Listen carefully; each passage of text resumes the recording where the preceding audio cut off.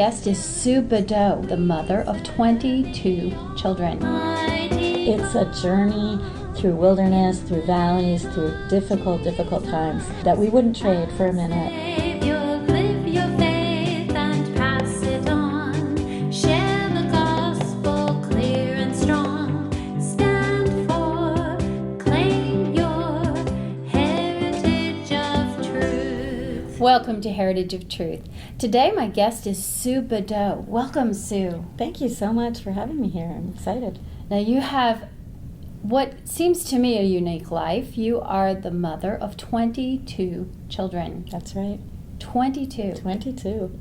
I mean, that is just phenomenal to me. I can't even imagine that. I'm one of 8 children, and that seemed like a big family. That's a big but family. That's not very big compared to this. I don't know if you can see this here, but this is a picture of their entire family, and it's just amazing. It's a beautiful family. It's a family made up of different races. Yes.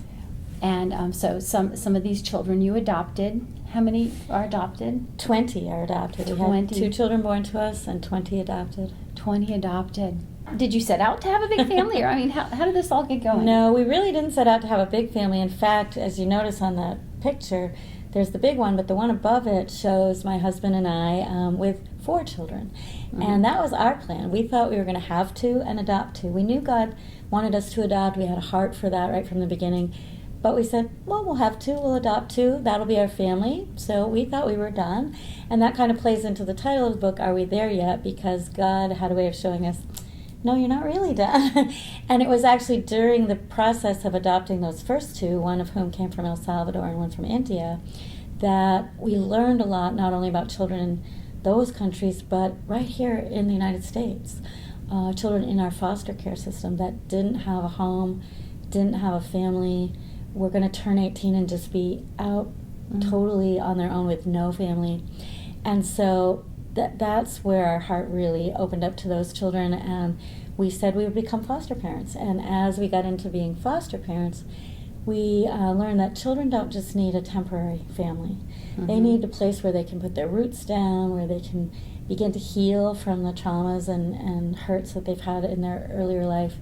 And as I like to say, a family not only to grow up in, but to grow old in. Mm-hmm. A family that's theirs for life. So through that process, God brought us the rest of our children, some one by one, but also siblings. So when we adopted siblings, our numbers, went up a little more quickly than you might have expected.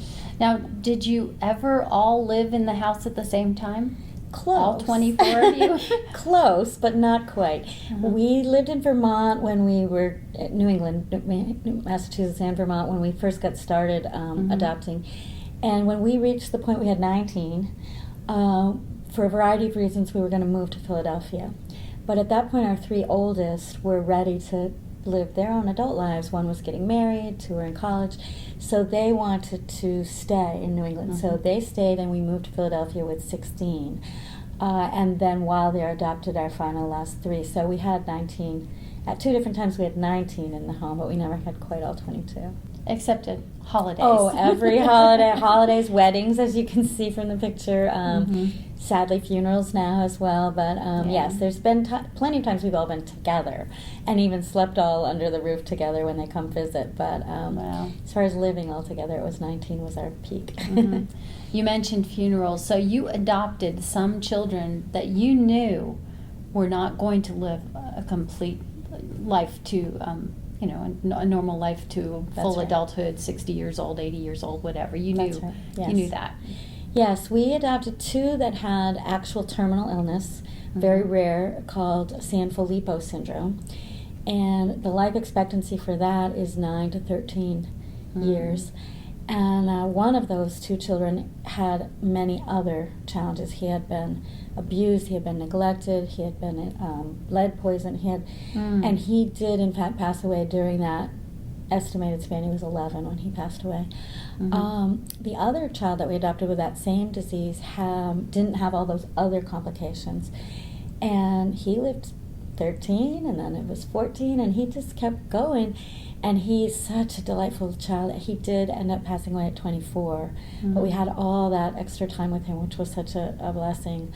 And then the third one was a child who had been a shaken baby, which in the foster care system you will find children that have been injured and have brain damage from being shaken.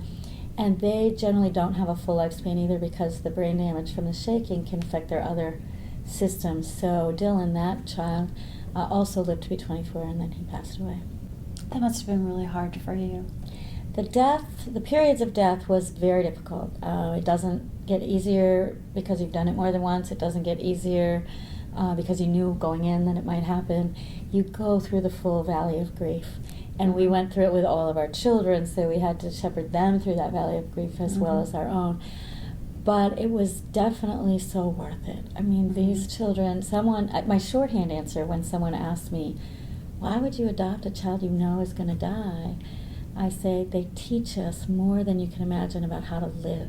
You know, the joy they have in each day, no one who could be around them wouldn't smile, wouldn't laugh. They had such a spirit of joy that I learned more about living life to the fullest from them than from anyone else, and they really enriched our family. And did some of them need full-time care? Those three did. They needed feeding tubes and medications, and they couldn't walk, they had to be lifted in and out of wheelchairs and beds, and so they needed round-the-clock care, which we provided on our own until those last weeks when we had hospice involved, but we didn't have other, you didn't have any adults help? in the house. No, it was my husband and I and our other older kids helping out a lot. Our other children, they have a range of special needs from cerebral palsy, deafness, lots of school and learning and cognitive disabilities, and lots of mental health issues such as post-traumatic stress and bipolar and depression and things like that. So we have a whole range, but these were the three that needed that full-time round-the-clock care. Well, how do you take care of their needs with like the post-traumatic stress and these other things you mentioned? How do you take care of all those needs? Is it just you and your husband? It is. I mean, we certainly seek resources and seek help in the schools and the community, and that's one thing parents need to know. We have found that although we believe miracles are possible, we have found that God doesn't just usually send a lightning bolt and an instant cure. So walking through the journey with our children really has been like the 40 years in the wilderness. It's a journey through wilderness, through valleys, through difficult times that we wouldn't trade for a minute, and we're thankful that we got to walk with them. But it's been hard. We've faced many challenges. We've gone through things like teen pregnancy in the family, addiction in the family, and I'm sure we made our own mistakes along the way in handling that, but most of the time it involves, of course, faith as the rock, as the foundation. For us, I'm thankful that I'm not a single parent because the marriage relationship was really an important part. We had to be in it together, we had to be full partners, we had to be both on board. And then the third thing, really learning, just always being willing to learn what is the most healing thing we can do. It's not always the intuitive thing, or it's not always what would work with children who didn't have that trauma in their life. Simple example, time out is a popular parenting strategy for kids, and we've used it over the years in our early parenting because it works. Our little daughter, that was our birth daughter, even when she was 2, we were using time out in a chair, when she was misbehaving. But for a child that has PTSD or experienced trauma, that is not a good strategy. It actually can add to their trauma. It reminds them of being abandoned or being, left alone. And so we can't use that parenting strategy. We have to use something else, and we have to learn, what will it? And we actually switched to something called time in, where, we're not going to isolate you, put you aside, but you're going to be joined at the hip with me for now. You're not going to have your free time. You're not going to go play. You're going to be with me. We're going to work on a chore together or something. But it's a different approach. And so we had to always learn those different approaches. And we learned them along the way. So we made mistakes, but we kept learning. And now we hope that what we've learned we can pass on and share with others. My goodness. Now, I'm sure there are people listening and watching right now who are wondering, how on earth did you afford to raise 22 children? And there's kind of a dual answer to that, or maybe a three-part answer. One part, of course, is God took care of our needs day by day, and it was often day by day and not much further into the future. The other two parts, one is for children with special needs from foster care, there is some support and help. There's something called adoption subsidy. So people shouldn't not step up. If this is something you feel you could do, you feel called to do, you shouldn't immediately say, I can't afford it. You should at least explore it because there is some support and help. It's not so overwhelmingly support and help that you're going to end up making out, financially, so you shouldn't get into it like that. And then the third thing is, we worked hard, we took on odd jobs, did whatever we had to do, and then we lived simply. We learned how to live frugally, we learned how to do recycling even before it was popular, and we learned how to make our own family fun without doing things that had to cost a lot of money, and all kinds of, recipes that you can be healthy without spending a lot of money. So, it was all part of that, the hard work, the frugal living, the support you can get through adoption subsidy, and then trusting and having faith and trusting that God will care for you. Now, did all of your children go to schools, to public schools? Yes. I at times when children first joined the family, I had to school them at home while we were sorting out their needs and getting all the right paperwork and documentation. Fortunately, I'm a certified teacher. That was my certification has lapsed now, but that was my background and my degree. But because of the range of their special needs, we really wanted them to be in school, and they were in public school in Philadelphia in many different schools based on their both interests and needs. So we've had kids with science, went to the school for science and engineering. One of our sons went there for high school, and another went to the creative and performing arts school. And then others went to schools that could address their particular issue, like the school for deaf children and so on. So did you learn how to sign? Yes. We've learned how to sign. We've learned all kinds of things we never knew we didn't realize we had signed up for. So it's been great for us as well. It keeps you young when you have to keep learning new things. Right. Now, did the rest of your children learn to sign too?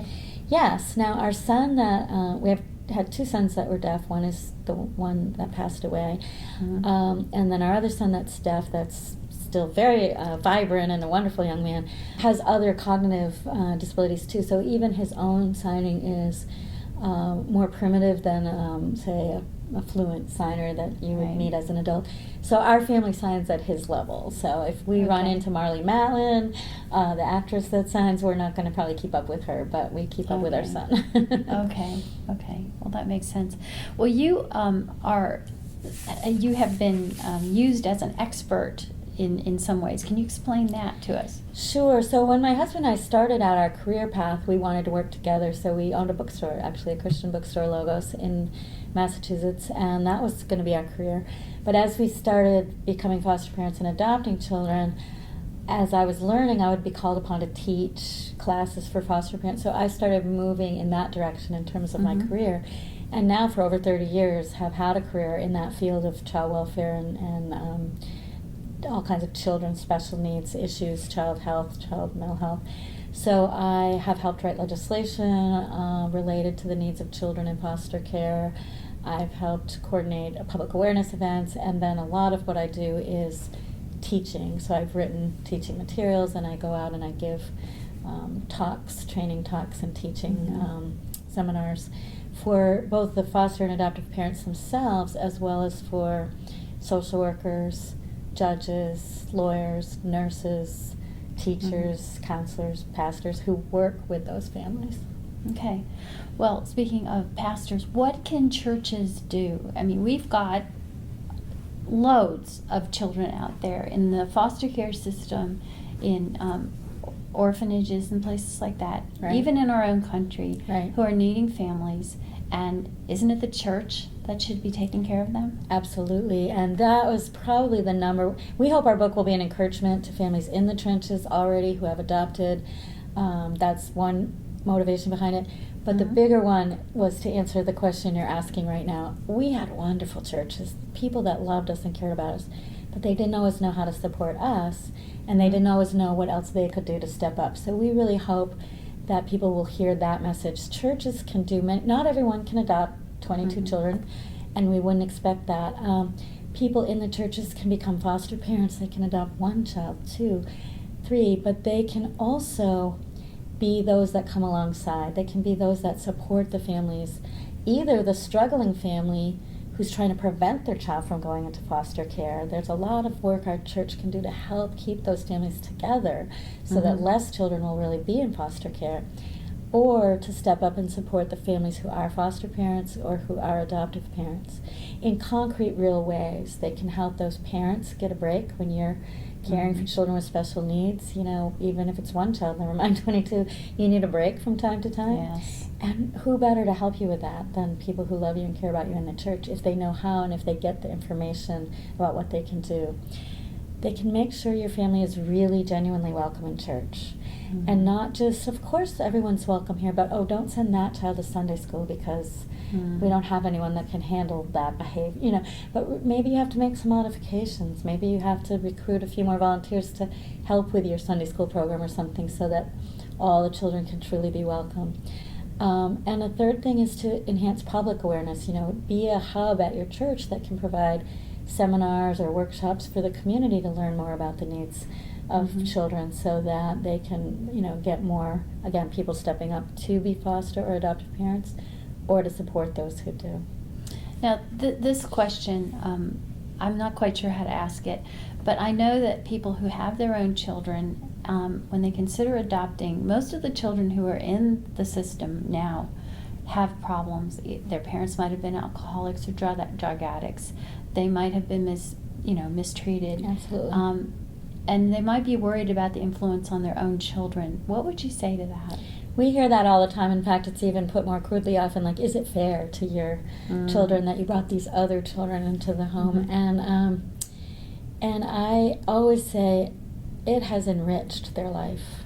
Our birth children and our children that came by adoption, they're all our children now. It's our family. But their lives have been enriched, and they will be the first to tell you that. I mean, did they go through some hard times? Did they grieve when they had siblings die? Did they, have some difficulties when there was all the other issues like mentioned going on in our home, of course? But their lives have been enriched. And our two children that were born to us, one's in the Army and married and serving our country, and the other one has an amazing job. But also does a lot of work in the church and in community service, and they're both very compassionate people, loving people, and they, even when they were applying to college, wrote in their essays how having this family, really helped enrich their life. So it'll be challenging, it'll be hard, you'll need supports for them, and that's the other thing the church can do, help support the other children that are already in the home, not just the new ones coming in. Right. But I think overall it enriches their life, gives them more of a heart of compassion, makes them a stronger and better person. Was there anything else you would like to share with our viewers? I've really appreciated talking with you, and the things that I was most passionate about and excited about we've covered, but except for one little thing, and that is I mentioned that some of our children joined our family as siblings, and I just wanted to circle back to that, because out there in foster care, there's many children who are brothers and sisters. Not only have they been abused or neglected, not only have they somehow lost and been separated from their parents, they often lose their siblings as well. They get separated. And that's heartbreaking and heart-wrenching. And the reason our family got the numbers it did, we adopted sibling groups 3 times. And I would just encourage people to have a special heart for siblings and helping them stay together.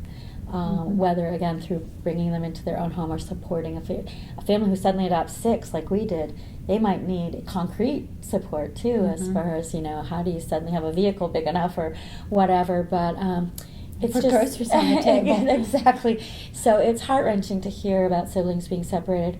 Our oldest 6 were separated, all in 6 different foster care placements before we brought them into our family. And one of them was a senior in high school when he joined our family, and he had to move across the country, change schools senior year, and he was an athlete and everything else. And so people asked him, why would you agree to do that?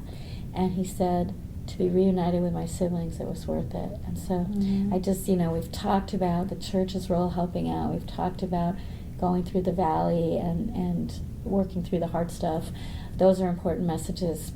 Every child deserves a family. Every child can be there's hope for every child. Mhm. And so the only last thing I wanted to include was to make sure to talk about the siblings as well. Yeah, you say there's hope for every child. That Absolutely. hope is in Jesus Christ, and we are His hands here on Absolutely, earth. absolutely. So I just, I hope and pray that your book will change people's hearts and get them out there taking care of these children. That's our hope So- and that's our belief. We trust that that's what's going to happen. Okay, well, thank you so much for being my guest. Where can people find you online? So I have a simple website, which is my name, SueBadeau.com. The book is written by both my husband and myself, but I'm the one that goes out speaking, so the website has my name attached, SueBadeau.com. And you can find my blog, you can find the book.